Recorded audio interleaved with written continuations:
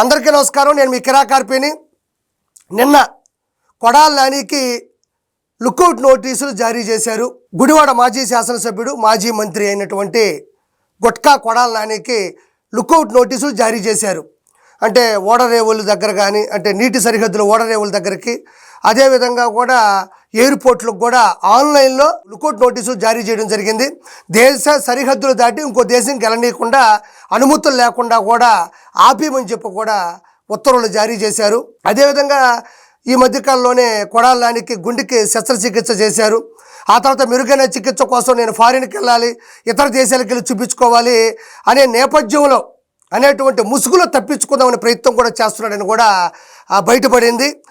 ఆ విషయం తెలుసుకున్నటువంటి పరిస్థితుల ప్రభావం కూడా అతనికి బయటకు పోనీయకుండా కూడా లుకౌట్ నోటీసులు జారీ చేయడం జరిగింది.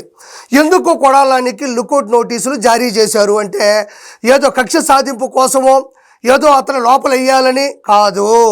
అతని మీద చాలా కేసులు నమోదై ఉన్నాయి, కొన్ని విచారణ కూడా జరుగుతూ ఉన్నాయి, కొన్ని ప్రూవ్ అయిపోయినాయి. అందులో ముఖ్యంగా చెప్పాలంటే వాలంటీర్లను బలవంతంగా రాజీనామా చేసినటువంటి కేసులు ఎదుర్కొంటున్నాడు. ఎస్సీ ఎస్టీ అట్రాసిటీ కేసులు ఉన్నాయి. అదేవిధంగా ఎన్నికల కోడ్ ఉల్లంఘన, అదేవిధంగా ఆంధ్ర రాష్ట్ర ఎన్నికల సంఘానికి సంబంధించినటువంటి ఎన్నికల కమిషనర్ని అనుచిత వ్యాఖ్యలు చేశాడు, దూషించాడు, ఆ కేసు నమోదై ఉంది. అదేవిధంగా విశాఖపట్నంలో కొన్ని కేసులకు సంబంధించి ముందస్తు బెయిల్ తీసుకొని తిరుగుతూ ఉన్నాడు. అదేవిధంగా గుడివాడలో 200 కోట్లు విలువ చేసే గ్రావెల్, ఇసుక మాఫియా జరుగుంది.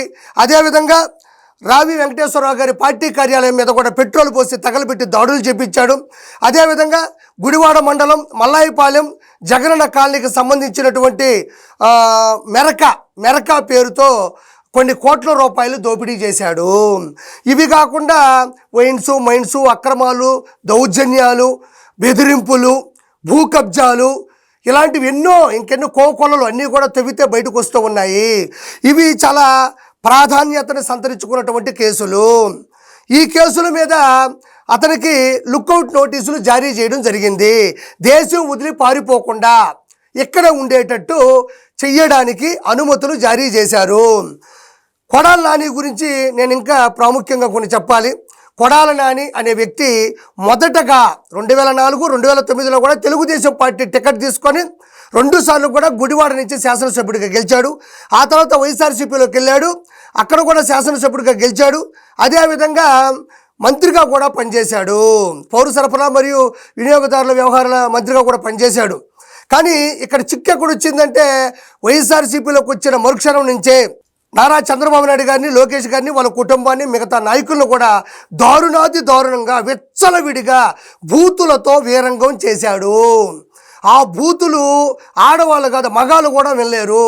అంత దారుణంగా ఎవరైతే రాజకీయ ప్రవేశం చేసి రాజకీయంలో ప్రోత్సహించి 2 సార్లు ఎమ్మెల్యే అవ్వడానికి ఎవరైతే దోహదపడ్డారో వాళ్ళనే విచ్చలవిడిగా బూతులతో రెచ్చిపోయి, అసలు కొడక అనే పదాలైతే చాలా చిన్నవి అతని భాషలో. ఏదైతే అది జగన్మోహన్ రెడ్డి పేపర్ పంపిస్తే ఏముందో చూసి చూడకుండా అవసరం లేదు అన్నట్టుగా దారుణంగా కూడా ఆ కుటుంబాన్ని, లోకేష్ గారిని క్యారెక్టర్ అసాసినేషన్ చేస్తూ దారుణంగా బూతులతో రెచ్చిపోయాడు గుట్కా నాని. ఇప్పటికే వల్లభనేని వంశీ కావచ్చు, బోరుగడ్డ అనిల్ కావచ్చు, వర్రా రవీంద్ర కావచ్చు, అదేవిధంగా పోసాని కృష్ణమురళి కావచ్చు, తదుపరి ఇతను కూడా ఇంత ముందున్నటువంటి కేసుల్లో ప్రూవ్ అయ్యి వెళ్ళిపోతున్నాడు. అదే కాకుండా అతను చేసినటువంటి ఘనకార్యాలు కూడా మీ అందరికీ తెలుసు. ఆ చేసిన పాపాల వల్లే పార్టీతో పాటు ఇతను కూడా గుడివాడ శాసనసభ్యుడిగా మొన్న తుడిచిపెట్టుకుపోయాడని మరోసారి మీకు చెప్తున్నాను. నారా లోకేష్ గారి కుటుంబాన్నో చంద్రబాబు గారినో కాదు, రజనీకాంత్ గారు కూడా ఒక ఫంక్షన్కి వచ్చి వేదిక మీద మాట్లాడుతుంటే అతన్ని కూడా క్యారెక్టర్ అసాసినేషన్ చేస్తూ దారుణంగా అవమానిస్తూ, అవమానకరమైన మాటలు మాట్లాడుతూ ఎంత ఇబ్బంది పెట్టాడో కూడా ఆ రోజుల్లో జనాలు మొత్తానికే తెలుసు. కాబట్టి నేను చెప్పేది ఒకటే, విచ్చలవిడిగా వీరంగం చేశాడు. ఈరోజు ఏ సొరంగంలో ఉన్నా లాక్కొని వచ్చి అరెస్ట్ చేస్తారు. 100% కొడాలి నానిని అరెస్ట్ చేయబోతున్నారు. 1-2 కేసులు కాదు, అన్ని రకాలుగా అన్ని కేసులు అష్టదిగ్బంధనంగా ఈరోజు కొడాలి నానికి నిలబడ్డాయి. అంటే నేను చివరిగా మీకు ఒకే ఒక మాట చెప్తా ఉన్నాను. ఏంటంటే ఒక చిన్న శ్లోకం మీకు చెప్తాను. ఈ చోటి కర్మ ఈ చోటే, ఈనాటి కర్మ మరునాడే, అనుభవించి తీరాలంతే, సృష్టి నియమం ఇదే, ఎన్ని కన్నీళ్ళ ఉసురిది, వెంటాడుతున్నది నీడల్లే కర్మ, ధర్మమే నీ పాలి దండమై దండించ, తప్పించుకోలేదు జన్మ. ఇప్పుడు నేను ఉచ్చరించినటువంటి ఈ శ్లోకంలో కొడాల నానికి 100% సూట్ అవుతుంది. కాబట్టి వీళ్ళే కాదు, ఎవరైతే ఇలా ఎగిరిపడ్డారో అందరూ కూడా జైల్లో పడతారు. Thank you so much.